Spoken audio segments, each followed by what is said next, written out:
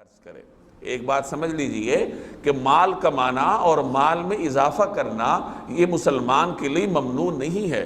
مسلمان جائز حدود میں رہتے ہوئے مال کما سکتا ہے اور جتنا کمائے کما سکتا ہے، اپنی دولت کو بے انتہا حدود تک بھی پہنچا سکتا ہے، لیکن جائز حدود میں رہتے ہوئے۔ البتہ یہ اس پر پابندی ہوگی کہ جب اللہ تعالیٰ اسے دولت مند بنائے تو وہ اس دولت کے نشے میں چور نہ ہو، وہ دنیا میں ایسے نہ کرے جیسے عام طور پر دولت مند کرتے ہیں۔ آپ دیکھتے ہیں سرمایہ داروں کو کہ جب وہ سرمایے کے نشے میں مست ہوتے ہیں تو ان کے دل سخت ہو جاتے ہیں، اور پھر یہ سخت دل دو قسم کے جرائم ان سے صادر کرواتے ہیں۔ عام طور پر دو قسم کی عادتیں ان میں پیدا ہوتی ہیں۔ پہلے نمبر پر وہ اللہ سے دور ہوتے ہیں، اور دوسرے نمبر پر وہ بندوں سے بھی دور ہوتے ہیں۔ اللہ سے اس طرح دور ہوتے ہیں، اس کی اطاعت نہیں کرتے، نماز نہیں پڑھتے، اور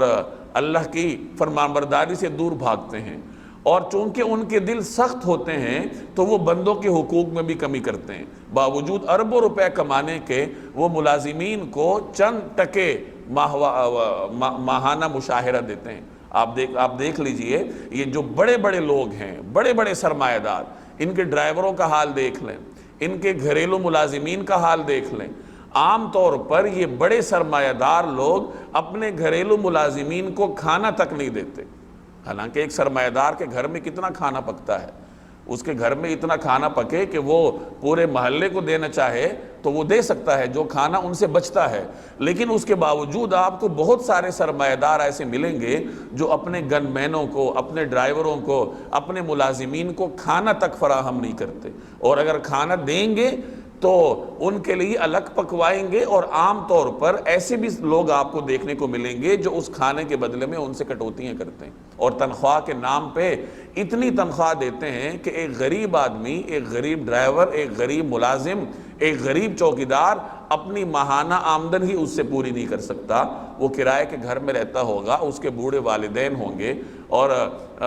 اس کو تنخواہ اتنی ملتی ہے کہ وہ انہیں ضروریات فراہم کرنے سے بھی عاجز رہتا ہے، اور وہ 3 وقت اس سرمایہ دار کے گھر کے کچن میں پکنے والے کھانے کی خوشبوؤں کو سونگھتا ہے، لیکن عام طور پر اسے وہ چیزیں میسر نہیں ہوتی۔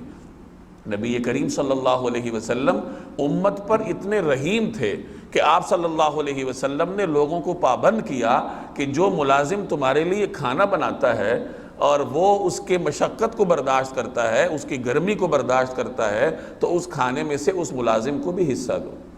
اگر تم اس کو ساتھ بٹھا کر نہیں کھلا سکتے تو کم از کم اس کے ہاتھ پہ چند لقمے ہی رکھ دو، تاکہ نفسیاتی طور پر وہ کچھ تو اپنے آپ کو معزز محسوس کرے کہ میری عزت کی جا رہی ہے، مجھے کچھ دیا جا رہا ہے۔ لیکن ملازم کو جانوروں کے درجے میں رکھنا، اپنے لیے کچھ اور پکوانا، ملازم کو کچھ اور پکوانا، تو یہ سرمایہ دارانہ نظام کے نتائج ہیں جو ہمارا معاشرہ بھگت رہا ہے، کہ ایک آدمی اربوں روپے کا مالک ہے، اپنے ملازم کو کچھ دینے سے قاصر ہے۔ اور پھر ایسے بھی لوگ آپ نے دیکھے ہوں گے جو کار خیر میں بھی حصہ لیتے ہیں،